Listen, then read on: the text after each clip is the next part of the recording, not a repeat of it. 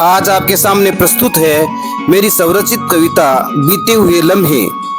बीते हुए लम्हे अक्सर बहुत याद आते हैं, जो पल बीत गए वो लौट कर नहीं आते हैं। जो पल बीत गए वो लौट कर नहीं आते हैं। बीते हुए लम्हे हमेशा बन जाते हैं इतिहास।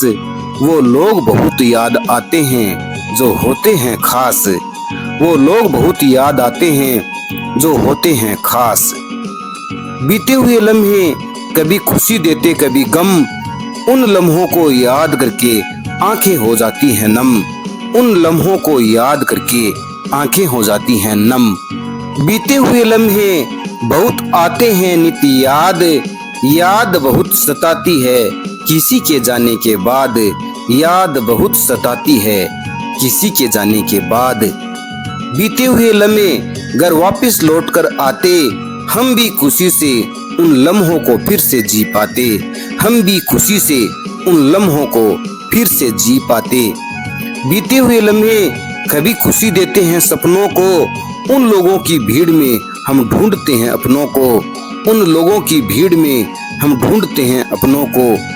बीते हुए लम्हे किसी की बन जाते हैं यादगार। बुलाकर भी बुलाए नहीं जाते, याद आते हैं बार बार। बुलाकर भी बुलाए नहीं जाते, याद आते हैं बार बार।